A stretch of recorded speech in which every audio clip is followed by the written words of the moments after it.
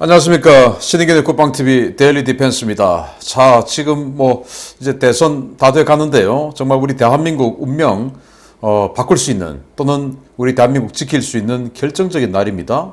그런데, 제가 얼마 전에, 오래전에 말씀드렸던 적이 있는데, 미국에서 FBI 국장이 윤석열 당시 검찰총장을 만난 이후로 윤석열 검찰총장이 좀 바뀌었다 라는 말씀을 드렸었죠. 그래서 미국에서 픽한 게 아니냐, 이런 말씀을 드렸는데, 지금 이 여당 후보에 대한 여러 가지 추문이라든지 의혹이라든지 이런 것들이 다 어디에서 정보가 나올까? 내부 제보도 있을 것이고 하지만 저는 그 중에서 상당수는 또는 어떤 것들은 미국의 CIA를 통해서 들어오는 것도 있지 않을까라는 그런 상상도 하고 있습니다. 자, 이런 상황에서 드디어 미국이 본격적으로 우리 한국의 대선에 개입했습니다.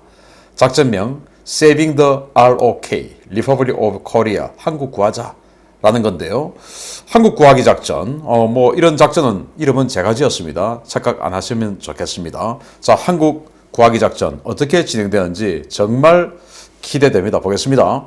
자, 미국의 싱크탱크가 한국 대선 결과는 미국의 인도 태평양 전략에 상당한 영향을 미칠 것이다 라고 이야기했어요. 자, 미국 최고의 싱크탱크죠. 전략국제문제연구소 CSIS인데 여기에 빅터 차 한국 석좌가 이렇게 이야기합니다. 이 빅터 차는 이 오바마 또는 지금 이 바이든, 힐러리 이런 이 민주당계 계열의 뭔가 좀 그 학자죠. 이 사람이 이렇게 이야기하죠. 한국 대선에서 후보들의 외교 정책이 이번처럼 미국의 중요한 정도로 극명하게 달랐던 적이 없었다. 3월에 열리는 한국의 대통령 선거는 미국의 대외 정책과 바이든 행정부의 아시아 연합 외교에 상당한 영향을 미칠 것이다. 자, 이제 한국이 덩치가 커졌다 이겁니다. 세계 랭킹 10위권, 군사력이든 경제력이든 다 10위권인데 어마어마한 그런 위상을 가지게 되었고, 또 특히나 미소 패권 경쟁 시절인 냉전 시절이 아니고 지금은 미중 패권 경쟁 시절이기 때문에 이 시대에는 한국의 지정학적 위치는 과거 서독과 터키가 누렸던 그런 지정학적 위치를 합한 것만큼 강하다. 이건 부정할 수 없는 사실이죠. 그래서 서독은 당시에 세계 랭킹 3위의 경제 대국이고 이런 여러 가지 또 매력이 있었죠. 한국은 지금 세계 랭킹 10위, 거기다가 이 지정학적 위치는 당시의 서독과 터키를 합한 것만큼 어마어마한 위치니까 이 한국이 지금 얼마나 중요합니까? 그런데 지금 대선 후보들이 너무나 극명하게 다르다 이거예요. 그래서 이번 선거는 미국의 대외 정책 그리고 바이든 정부의 아시아 연합 외교 상당히 달라진다. 왜냐? 여기서 한국이 미국 편으로 서게 되면은 이 중국을 봉쇄하고 압박하는데 엄청난 시너지 파워를 얻게 될 것이고, 또 북한 문제를 해결하는데 정말 강력한 또 메가 파워를 얻게 되겠죠. 그런데 만약에 한국이 지금처럼 미국과 등거리 외교를 하고 미국 말을 안 듣고 이러면은 중국을 봉쇄하는데 또 북한을 때려잡는데 굉장히 여러 가지 마이너스 요인이 생기니까 이거 너무 중요하다라고 이야기를 하죠. 자, 왜 이렇게 보냐? 이 두 후보가 너무나 극명하게 다르기 때문입니다. 일단 야당 후보는 이렇게 이야기합니다. 항상 자유민주주의를 추구합니다. 그래서 민주주의 앞에 자유자를 반드시 붙이죠. 그래서 자유민주주의, 자유민주주의, 그리고 시장경제, 시장경제 반드시 이야기합니다. 그러면서 대외정책으로는 한미동맹을 강화시키겠다. 무너진 한미동맹을 복원시키겠다. 이렇게 이야기를 하죠. 자, 그런데 반면에 여당 후보 어떻게 합니까? 민주주의, 민주주의라고 이야기하는데 도대체 무슨 민주주의인지는 절대 말하지 않아요. 그래서 알만한 사람 다 알죠? 그 앞에 뭐가 붙냐? 자유민주주의냐? 아니죠. 사회민주주의 아니면 인민민주주의, 이렇게 이름을 갖다 붙이는 게 어울리는 사람이고 실제 그런 정책들을 펴고 있죠. 바로 기본경제, 기본경제라고 합니다. 여기는 시장경제, 야당 후보는 시장경제, 여기는 기본경제, 즉 기본적으로 기본주택, 기본소득 국가에서 다 대주겠다. 이게 공산사회주의 아닙니까? 그거 하겠다. 그리고 대외정책으로는 중견국 외교를 하겠다. 중견국이다 이거예요. 중견국. 그러면서 말로는 자주 외교를 하겠다. 우리 이만큼 덩치 됐으니까 이제 자주 외교해도 돼 라고 하는데 실제로는 반미, 친중 하겠다. 그 말이죠. 자, 그렇게 하고 있으니까 이 두 후보가 너무나 이렇게 다르니 미국 입장에서는 야당 후보가 대통령이 되는 것이 훨씬 더 이기고 여당 후보가 대통령이 되는 것만은 반드시 막아야 되겠다라는 생각을 하게 되겠죠.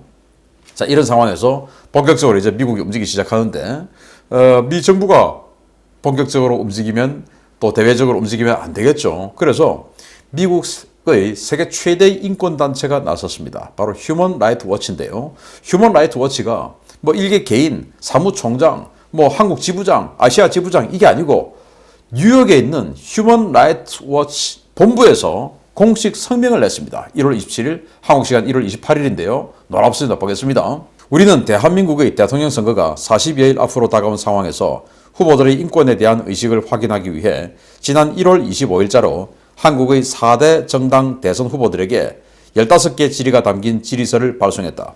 아마 지금 이 4명의 대선 후보들이 이 15개 질의가 담긴 질의서를 다 받았겠죠? 1월 25일 날 보냈다고 했으니까 그러니까 4개 정당이니까 이재명, 윤석열, 안철수, 심상정 이 4후보에게 보냈다. 자, 이 말인 것입니다. 근데 그 허경영 후보에게는 왜 안 보낸지 모르겠어요. 허경영 후보가 심상정보다 더 앞서는 여론조사 많은데 조금 그분은 좀 섭섭하시겠습니다. 아무튼 뭐 국회의원이 그 당에 없어서 그런가? 라는 생각을 언뜻 해볼 수가 있는데요. 아무튼 휴먼 라이트 워치에서 그렇게 4명에게 15개 질의가 담긴 질의서를 발송했다라는데요. 이 15개 질의는 뭐 우리로서는 아직 그 문제를 안 봤으니까 뭔지는 모르겠지만 아마도 대답하기 상당히 까다로운 또 대답을 했을 때 어떤 후보에게는 이것이 앞으로 아주 큰 족쇄가 되고 제약이 될 수 있는 이런 가능성이 있는 그런 질문이 반드시 담겨 있을 것이라고 봅니다. 자, 우리 평생을 우리 학교 다닐 때 시험을 쳐왔는데 시험이 어떻습니까? 애매한 문제 있죠. 그게 변별력 아닙니까? 변별력을 마련하기 위한 또 애매한 문제. 그러면서 또 어떤 거는 너무나 명확한 답을 요구하는 문제가 있을 겁니다. 그런데 그 너무나 명확한 답을 못 맞추는 학생들도 우리 있었지 않습니까? 그런 학생들 보면 우리는 어떻게 했습니까? 비웃었죠. 누구든지 다 맞출 수 있는 그런 문제였는데 글만 읽으면 되는 문제인데도 틀리는 사람이 있었어요. 그럼 어떻게 합니까? 에이, 쟤 틀렸어 라고 하겠죠. 그런데 만약에 우리 대한민국을 가야 하는 대선 후보가 그런 문제를 틀리면 어떻게 됩니까? 저 사람 안 되겠네 라고 하겠죠. 자, 이 휴먼 라이트 워치는 그럼 뭐냐? 레짐 체인지도 성사시켰던 강력한 단체입니다. 이 휴먼 라이트 워치는 1978년도에 생겼는데요. 소련의 헬싱키 협정 준수 감시를 목적으로 창설되어 이후 글로벌 인권 감시 단체로 확장된 세계 최대의 인권 단체입니다. 뉴욕에 본부를 두고 2억 5천만 달러 이상의 자산을 운영하며 세계 정치권에 막강한 영향력을 행사하며 미 투자 거물이자 정치권의 마크 실력자인 조지 소로스의 오픈 소사이어티 재단이 최대 후원자입니다. 자신들이 자산만 해도 지금 2억 5천만 달러. 어마어마하죠. 그런데 최초에는 1978년도 헬싱키 협정 이걸 체결했던 이 헬싱키 협정 잘 지키냐? 이걸 이제 감시하는 것을 목적으로 설립했다 이거예요. 이 헬싱키 협정은 뭐냐? 인권 증진을 위해서 고문, 또 뭐 인권 탄압 이런 것들을 하지 말자라는 국제 협약입니다. 그렇게 해서 협약을 뭐 소련까지 포함해서 소련도 이 가입국이에요. 소련까지 포함해서 78년도에 만들었는데 이 휴먼 라이트 워치를 창설하면서 소련을 감시하기 위해서 만들었다 이거예요.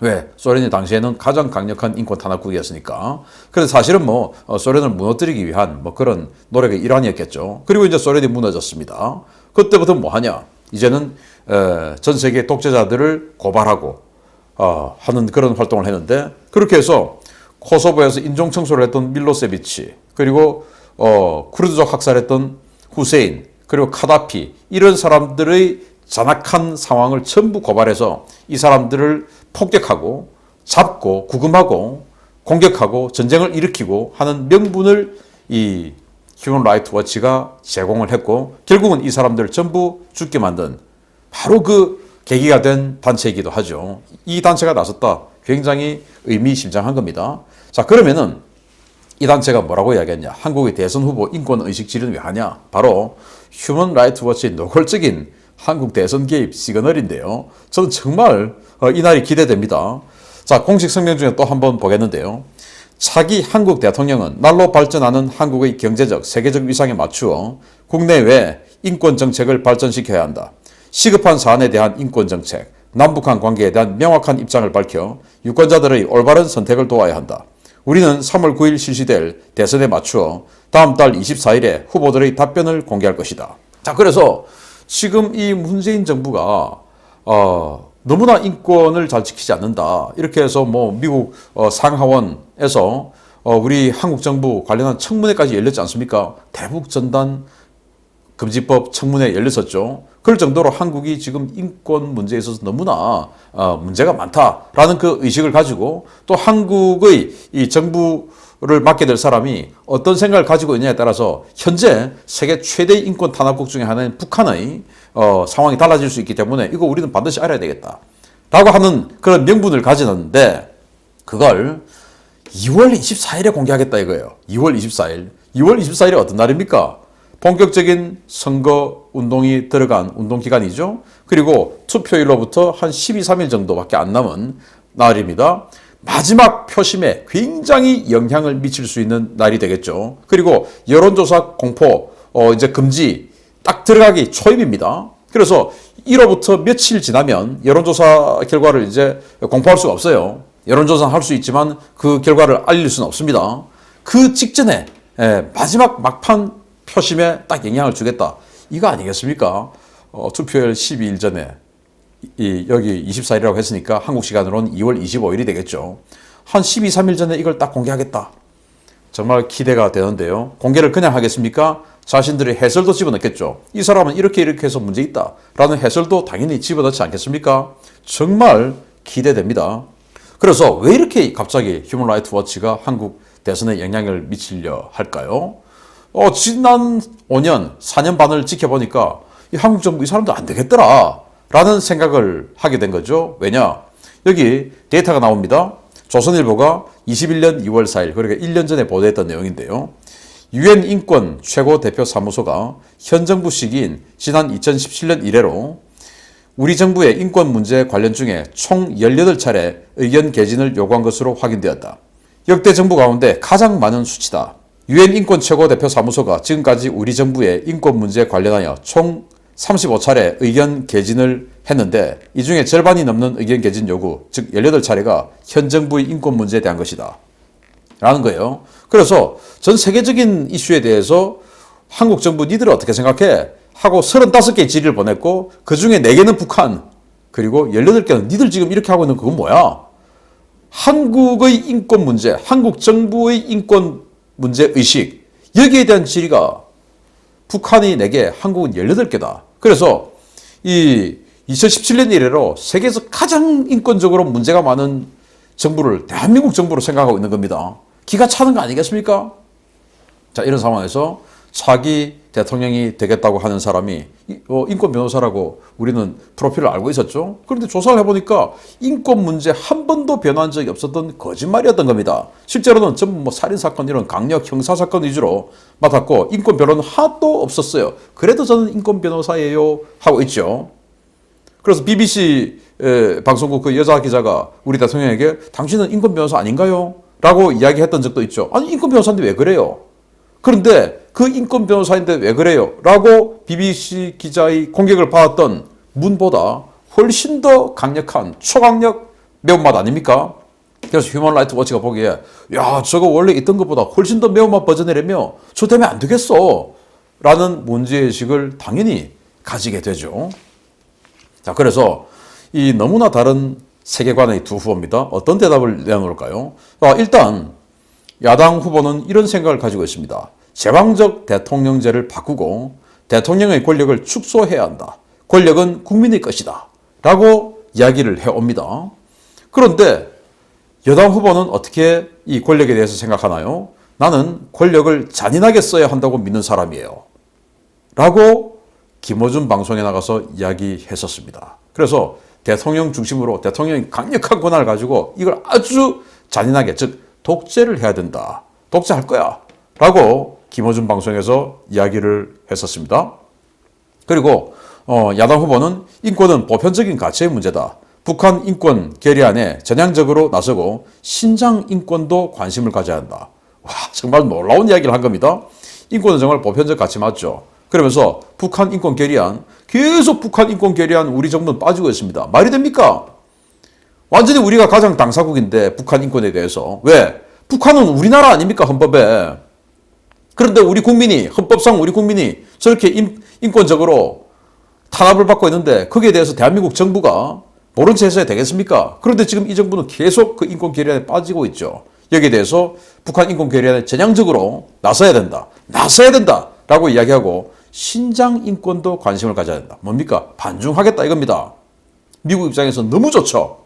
반중하겠다. 지금 뭐 이 쿼드라든지 이런 이 대중국 포위 레짐에 한국은 가입해라 하는데도 빠졌고 그것도 아니다라고 거짓말하고 있고 뭐 이제 이런 상황인데 신장 인권도 관심을 가져야 된다. 이건 뭐 중국이 가장 두려워하는 아킬레스건 아니겠습니까? 이렇게 반중 친미하겠다라고 공식적으로 선언하고 있는 후보가 있죠. 그런데 여기에 대해서 여당 후보는 뭐라고 이야기하냐. 정말 놀라운 이야기인데요. 이것도 자기 페이스북에 올린 내용을 제가 짤막하게 저희 연구원들이 정리한 건데 보겠습니다.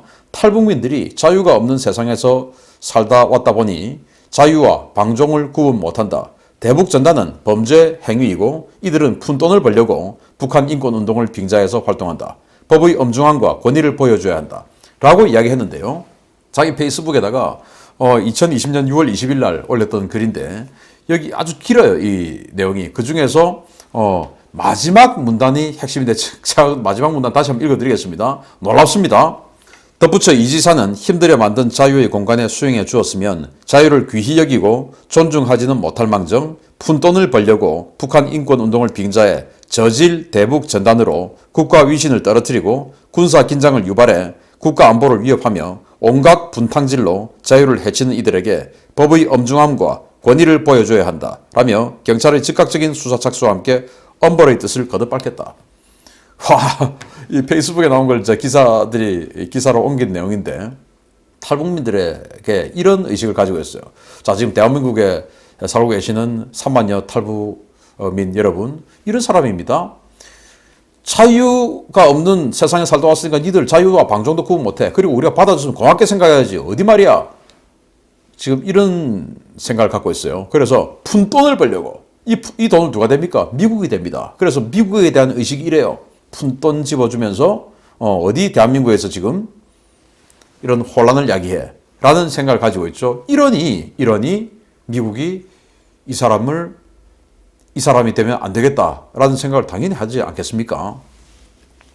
그래서 우리 뭐 라이언 일병 구하기 영화 포스터인데요. Saving the Republic of Korea. 코리아 구하기 작전이 들어갔다. Coming soon.